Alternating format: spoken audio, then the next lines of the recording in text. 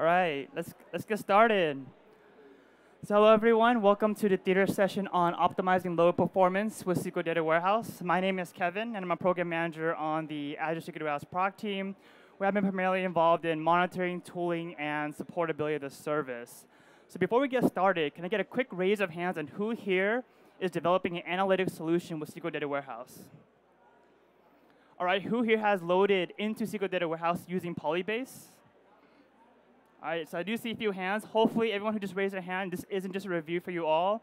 I'll be covering how to efficiently load into SQL Data Warehouse and how we attain our 6 terabytes an hour load throughput when using the service. And it's going to be a very demo-heavy session, so you'll see some loads in action. There's 2 loading patterns today that customers can adopt. The first is batch loading. This is when you're moving large volumes of data into SQL Data Warehouse, specifically using Polybase. So Polybase is the most efficient, the fastest, and the recommended approach to loading into a data warehouse, especially to attaining high throughput as you're taking advantage of the full parallelism of SQL Data Warehouse. The second pattern is streaming loads into SQL Data Warehouse. This is when you have small batches being streamed into SQL Data Warehouse. And there's 2 approaches that customers can do today.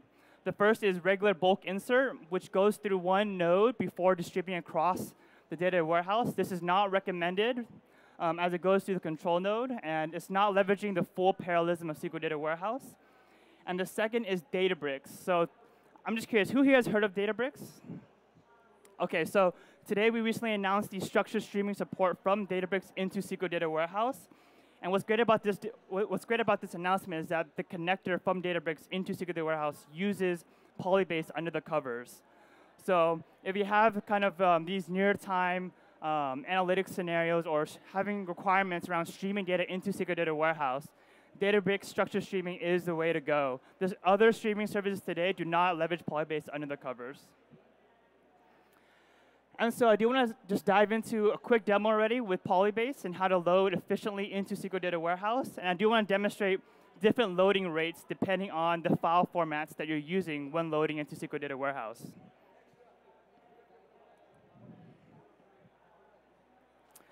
So as you can see here, I'll be loading from Azure Blob Storage. I have, it's going to be about 1.5 gigs of data residing in Azure Blob Storage. The first load rate I'll be demonstrating is 1 compressed file from Azure Blob into SQL Data Warehouse.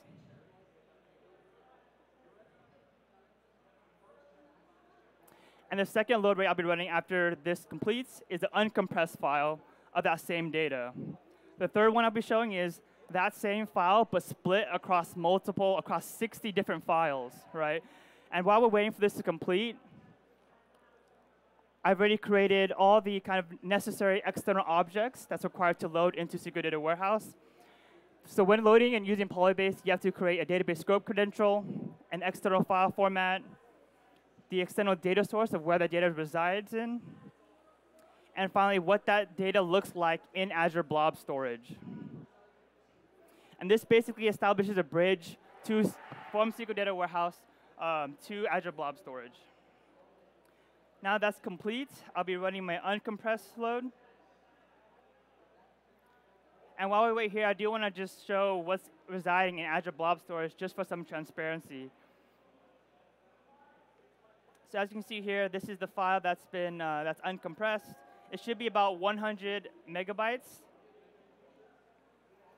The uncompressed is 1.5 gigs.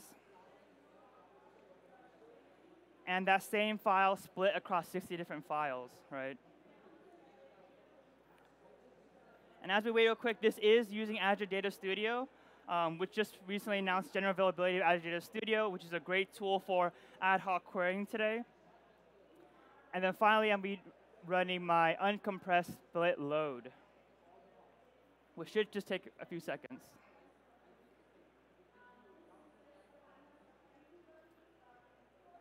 All right, and now I'm going to be running a query against my DMV exec request. And as you can see here, let's see. My Polybase compressed file took 40 seconds. My Polybase uncompressed file took about 32 seconds. And that same file split took about 7 seconds, right? And now before we go over what happens under the covers with Polybase, I do want to quickly do a load with BCP. And what's great about Azure Data Studio is that there's the integrated terminal that you can immediately start issuing PowerShell scripts against.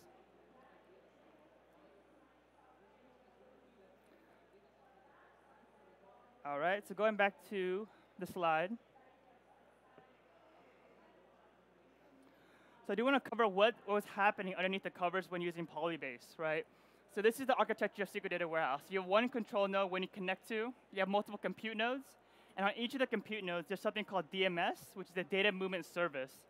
Each DMS process has something called a reader, which establishes a bridge to communicate to Azure Blob Storage and loads the data directly into the compute nodes. Note here, every DMS has a number of readers that scales as you increase your DWU, right? So in the context of that demo, what happened, right? The compressed file for SQL Data Warehouse, you have one reader per compressed file. This was a DW1000, so I had 60 readers. And because I only have one compressed file, I only had one reader pulling in that file, which is 1.5 gigabytes, and processing that data for leaving 59 readers on the table doing nothing, right?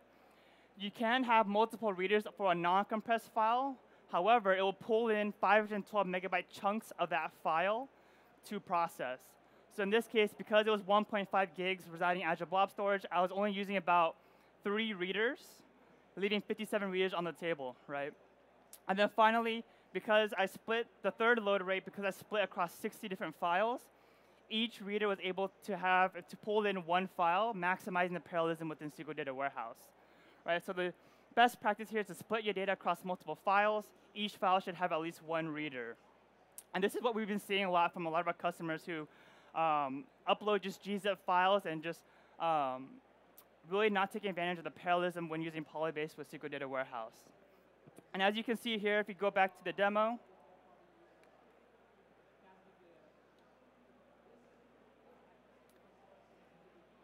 let's see. I do want to dive into BCP. This BCP run is still running, right? And it's taking about 131 seconds compared to the Polybase runs.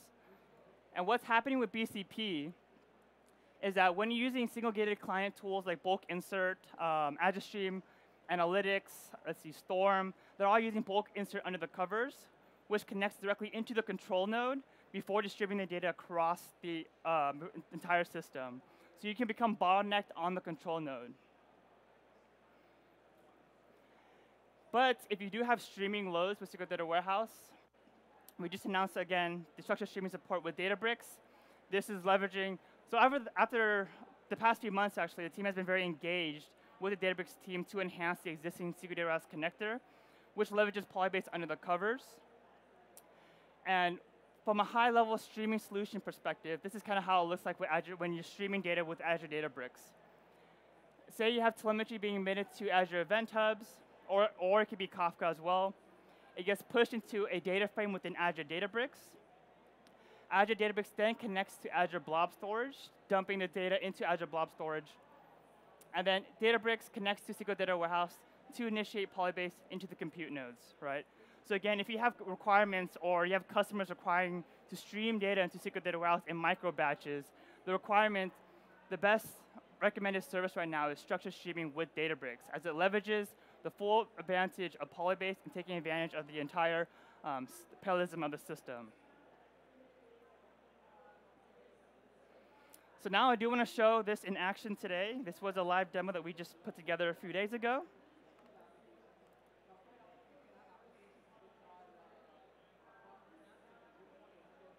Let's see.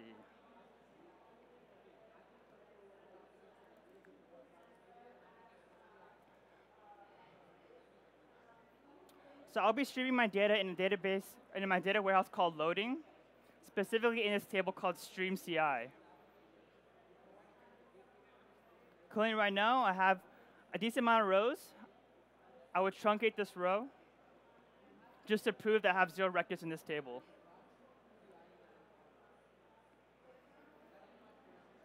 And now going to a notebook within Databricks. I'm curious, has anyone used Databricks with SQL Data Warehouse before? No hands? One hand? All right, two hands. So this is a notebook within the Databricks workspace. Notebooks are very collaborative, they're editable, and you can share it with anyone within your organization. They are language-specific development environments where we support Java, Scala, Python, R, and SQL, and it's very popular with data scientists and data engineers today. And what I'm doing here is I'm creating a data frame. There's two types of data frames in Databricks. There's a structured data frame and a static data frame. Oh, sorry, streaming data frame and a static data frame. Where here I'm defining this as a streaming data frame. The format, which just represents the built-in source of where I'm ingesting the data from, is rate. And this here could be Kafka, it could be Event Hub, it could just be a socket. It just represents an event ingestion service that emits telemetry and emits data into this data frame. Here I'm specifying how many rows per second do I want to ingest into my data frame, and specifically how many partitions do I want to read in from this event hub or from this rate, right? And this here you can just imagine is just SQL Server's degree of parallelism, right? How many threads do you want to spin up to ingest the number of records? And here I'm initializing the data frame. And just note, I already kicked off this notebook before this session, right? I kicked off this stream, so later on I'll connect to my data warehouse and I'll show you that it's been streaming records into my data warehouse. Here I'm checking if it's a streaming data frame. And displayed the data frame just shows the top 1,000 records, which is very helpful for visualizing the schema, visualizing what data is being streamed to my data frame. As you can see, I just have two columns, timestamp and value. And again, this is just a built-in source provided by Databricks for benchmarking purposes. And then finally, I'm writing the stream back to SQL Data Warehouse, right? So right here, I'm specifying to use the SQL Data Warehouse connector. What's great about this is that the connector is built into the Databricks runtime. Currently, we support this connector in Databricks runtime 4.3 and above. The URL here is the JDBC URL connecting to my SQL Data Warehouse, again, to initiate the load from using Polybase from Azure Blob Storage into SQL Data Warehouse. And this SQLDB URL is already a notebook configured variable that I've already done before this session. Right here, I'm specifying the Azure Blob Storage container. This here represents where I'm going to be temporarily staging my data, unloading the data from Databricks, and loading into SQL Data Warehouse. This command here gives permission for SQL Data Warehouse to create the temporary database scope credential for my Databricks user. Right here, I'm specifying the table that I'm loading into. Note the table has to already exist, currently has to exist in my data warehouse before streaming from Databricks into my data warehouse. This checkpoint location here enables fault tolerance. So basically, if the cluster restarts for any reason, if SQL Data Warehouse restarts for any reliability issues, this checkpoint location is where the query being processed is emitting metadata for fault tolerance and data consistencies. And then finally, the most important is the interval of what I'm emitting to SQL Data Warehouse, right? So when you're ingesting this data, at what intervals am I batch loading or setting these micro batches into my SQL Data Warehouse? So in this case, I'm ingesting 1,000 rows per second and emitting every 30 seconds. So in a sense, I should be getting around 30,000 records every 30 seconds into my SQL Data Warehouse, right? And as you can see here, no, I did not insert any tables during this whole demo. Running start, I would have 510,000 rows, right? And this is constantly being streamed every 30 seconds.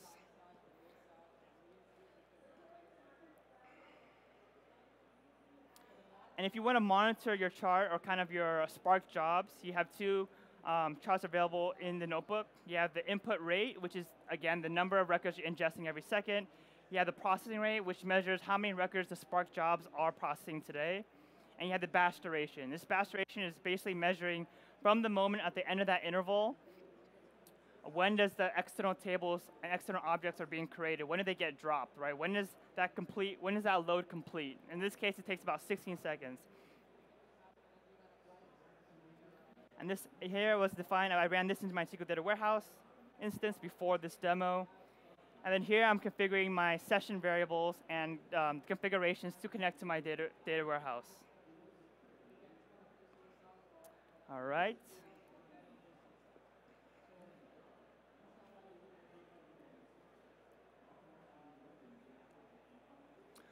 So during the whole process, just to kind of have visualizing the entire streaming pattern, right? We have streams of data being emitted into Kafka, into SQL data, into the Azure Databricks, the data frame, the streaming data frame. And at regular intervals, t=1, meaning every 30 seconds with this demo, I'm slowly emitting it into Azure Blob Storage as a temporary directory. No, it's being stored as Parquet files today, which then gets emitted into SQL Data Warehouse by leveraging Polybase, right?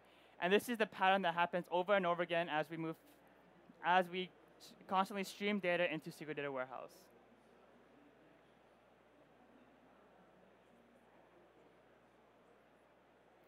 As a quick summary, that was a quick theater session. Again, Polybase is the is the go-to solution or mechanism to load into your data warehouse. Polybase, Polybase, Polybase. Please don't forget to use Polybase. SIS, ADF, Databricks, they all leverage Polybase under the covers. So those are the recommended tools to load into your data warehouse. And they increase, the rate, the load rate increases as you increase your DWU. Again, you're increasing the number of readers you get per compute node. And again, to take advantage of that parallelism, again, split your data across multiple files within Azure Blob Storage. Does anyone have any questions? Yes.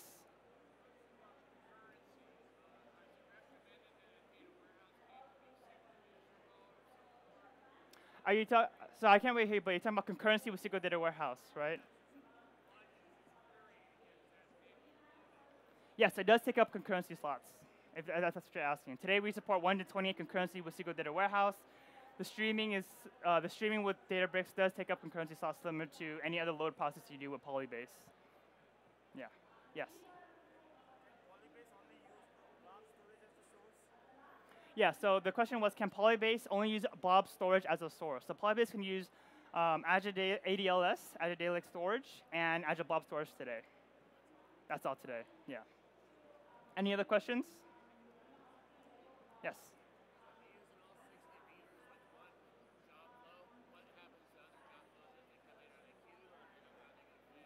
The other readers, so the question was, if you're using all the readers, right, for one specific file, it will actually queue up until that load completes, and then the readers will pull in that any other jobs. Yeah. Any other questions around loading with SQL Data Warehouse? If you have any specific questions around your scenario, we are working the booths today, so feel free to stop by, and then we could actually dive into your particular scenario and specific questions you have. Thank you, everyone.